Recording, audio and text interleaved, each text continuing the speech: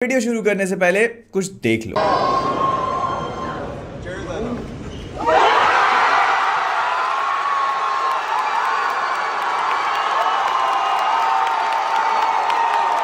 क्या कभी सोचा था कि रॉबर्ट डाउनी जूनियर को आयरन मैन के अलावा हम लोग एमसीयू में ऐसे रोल में देखेंगे, वो भी इतने बड़े लेवल पे।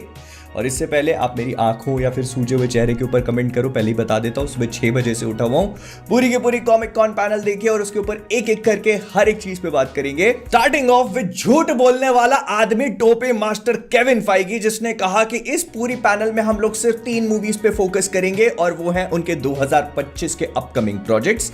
सबसे पहले captain America brave new world, उसके बाद थंडरबोल्ट्स और फैंटास्टिक 4।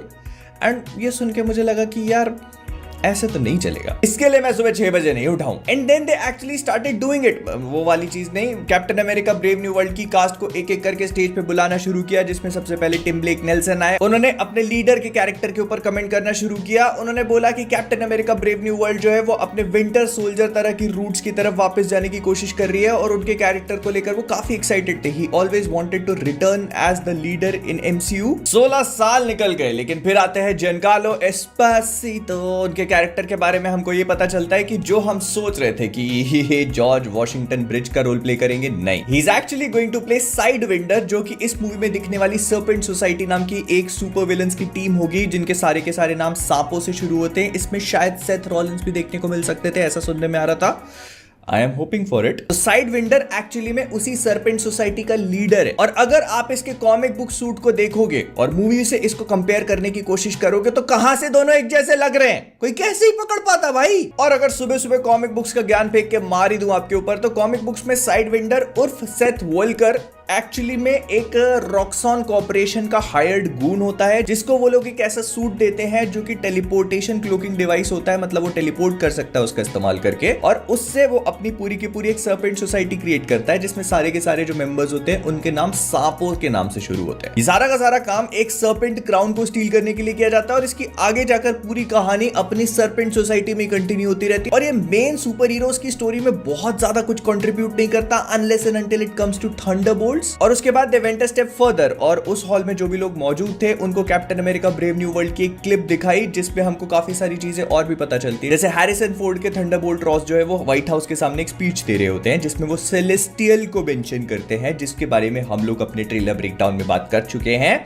और साफ साफ वो ये कहते हैं कि सेलेस्टियल जो है वो एडमेंटियम से बना हुआ है, जिसका मतलब ये है कि अब फाइनली एमसीयू में ये लोग एडमेंटियम को इंट्रोड्यूस कर रहे हैं। तो एडमेंटियम टाइमुथ में है, जिसको ढूंढने का काम शायद थंडरबोल्ट रॉस इन सारे लोगों को देंगे और उसी के पीछे इतना सारा वॉर छिड़ रहा है। लेकिन उससे भी ज्यादा हमको ये पता चलता है इसी क्लिप के साथ में, थंडरबोल्ट रॉस व्हाइट हाउस के सामने ही रेड हल्क में ट्रांसफॉर्म हो जाते हैं। और ये चीज कंप्लीटली कोइंसाइड कर जाती है captain America brave new world के ट्रेलर में जो आखिरी शॉट देखा था हम लोगों ने, क्योंकि जैसा मैंने आपको बताया था कि वहां के चेरी ब्लॉसम्स देख के जापान में हो सकता है, तो ऐसा नहीं है। एक्चुअली में वो चीज गलत हो सकती है। मे बी वो सारी की सारी सीक्वेंस व्हाइट हाउस के सामने टेक प्लेस करी हो, क्योंकि वहां पर भी ऐसे ही एक पार्क है जिसको कि पोटोमैक पार्क कहा जाता है, तो मे बी वो पूरी सीक्वेंस वहीं की हो। एंड फिर इसके बाद अगली मूवी थंडरबोल्ट्स की पूरी कास्ट स्टेज पे आती है और अपनी मूवी के बारे में कुछ कुछ बातें करना शुरू करते हैं, जिसमें से रेड गार्डियन बनने वाले डेविड हार्बर अपने पूरे सूट में आ जाते हैं। अपने साथियों से कहते हैं तुम लोग सूट अप नहीं करके आए क्या। लेकिन फिर हमको बताया जाता है कि वैलेंटीना का जो कैरेक्टर है वो पावर हंग्री है, पावर के लिए वो कुछ भी कर सकती है और इसी वजह से उसने थंडरबोल्ट्स की टीम भी क्रिएट करी है।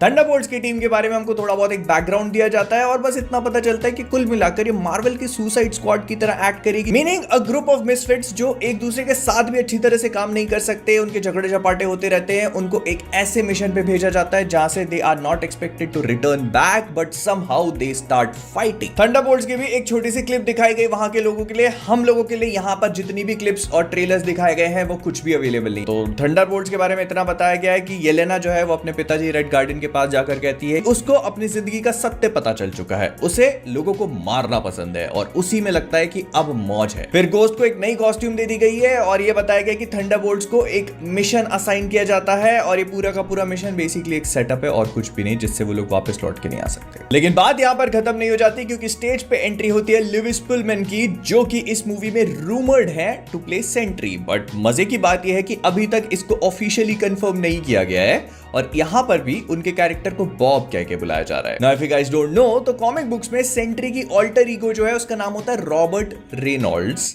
Bob for short. और इससे ज्यादा हिंट की क्या जरूरत, बता ही देते ना, बता ही देते। फिर इसके बाद बारी है फैंटास्टिक फोर की, जिसका टाइटल चेंज करके इसको कर दिया गया है fantastic four the first steps. वो वाला बहुत बढ़िया था, वो परफेक्ट फील हो रहा था। Now this feels like something is added to it। ये वो बिरयानी में इलायची या काजू कतली पे केचप वाला काम हो रहा है। अब थोड़ी बहुत इन लोगों ने फुटेज दिखाई जो 4:3 के एस्पेक्ट रेशो में थी, और उसमें ये समझ में आ रहा था कि पूरी की पूरी मूवी 60s के फील के साथ शूट करी जाएगी, और उसके भी ऊपर से रीड रिचर्ड्स, पेड्रो पास्कल जो होंगे, वो एक एक्सेंट को कैरी करेंगे, जो मतलब वो पुराना अमेरिकन 60s का एक्सेंट है वो होगा उनके पास, और वो एक क्लास को पढ़ाते हुए दिखाए गए, उससे ज्यादा कुछ भी नहीं। उसके अलावा एक कार दिखाई गई जो फैंटास्टिक कार का काम करेगी इस पूरी मूवी में उड़ते हुए। लेकिन साथ ही साथ हमको मूवी की फुटेज, मतलब हमको नहीं, वहां पे जितने भी लोग थे उनको मूवी की फुटेज दिखाई गई, और उसमें दिखाया गया गैलेक्टस, जो कि एक जाइगैंटिक कॉस्मिक एंटिटी की तरह बताया जा रहा है, और ऐसा बोला जा रहा है कि वो एक बिल्डिंग से झांकते हुए बताया गया, मतलब एक बिल्डिंग होगी उससे ऐसे झांक रहा है वो। और साथ में मैट शैकमैन जो इस मूवी को डायरेक्ट कर रहे हैं, उन्होंने ये भी कहा कि Fantastic Four will be true to comic books. काफी कॉमिक बुक एक्यूरेट बनाने की कोशिश करी जाएगी, ऑल्दो अल्टरनेट यूनिवर्स में सेट है। प्लस यही वाले फैंटास्टिक फोर अगली दोनों एवेंजर्स मूवीज में भी अपीयर होंगे। Now this becomes very interesting, क्योंकि इसके तुरंत बाद ऐसा फील हो रहा था कि ये कॉमिक कॉन पैनल खत्म हो जाएगा, क्योंकि उन लोगों का टाइम भी अप हो गया था। जितना टाइम उनको असाइन था उतना टाइम ये पूरा का पूरा पैनल टेकअप कर चुकी थी, तो इसी वजह से एवरीवन थॉट कि दिस इज ओवर नाउ और सब चले जाएंगे। And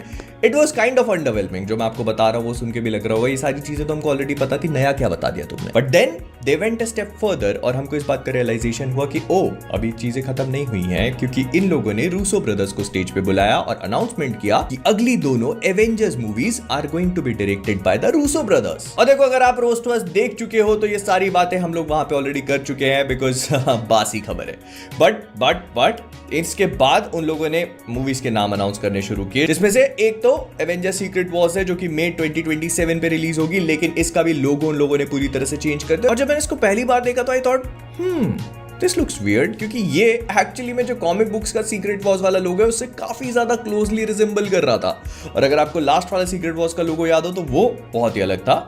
but this one was actually very close to comic books, क्योंकि इनका कलर पैलेट ऑलमोस्ट सिमिलर है। तो मेरे दिमाग में सबसे पहले घंटी बजनी शुरू, मैंने कहा okay, are they going to do it? And then they went a step further, और उन लोगों ने एक्चुअली में अगली एवेंजर्स मूवी अनाउंस करी, जो इससे पहले आएगी, मतलब मई 2026 में, और उसका नाम है एवेंजर्स डूम्सडे। और मुझे बोलते बोलते भी गूज़बम्स आ रहे हैं, क्योंकि तब तक तो इन लोगों ने एक्टर भी अनाउंस नहीं किया था, they just announce the movie, और मुझे समझ में आ गया, सबको समझ में आ गया था कि ये किसके ऊपर होने वाली है। उन लोगों ने कैंग से पिवट मारा and they went for Doctor Doom, and it is pretty obvious, उसके लोगो से ही समझ में आ रहा है, नाम से समझ में आ रहा है, ग्रीन कलर का लोगो, इट लुक्स एब्सोल्युटली कूल। और फिर उन लोगों ने एक्टर को अनाउंस किया and everyone went crazy. And Robert Downey junior ने अपना मास्क उतारा, बोला लोगों से कि what can I say, I like playing complicated characters, and Doctor Doom right there is the most complicated characters of them all. लेकिन अब थोड़ा बहुत शौक जब अपडेट होने लगा है, तो इसके बारे में बात कर लेते हैं कि क्या है ये, क्या मार्वल क्या करने की कोशिश कर रहा है, because doctor doom is a completely different identity, और वही दूसरी तरफ रॉबर्ट डाउनी जूनियर का Iron man was something else entirely. तो फिर इन दोनों चीजों को कंबाइन करके लोग बनाने की कोशिश क्या कर रहे हैं? तो देखो, ये चीज तो बहुत ही क्लियरली समझ में आ चुकी है कि मेन 616 का डॉक्टर डूम नहीं होने वाला।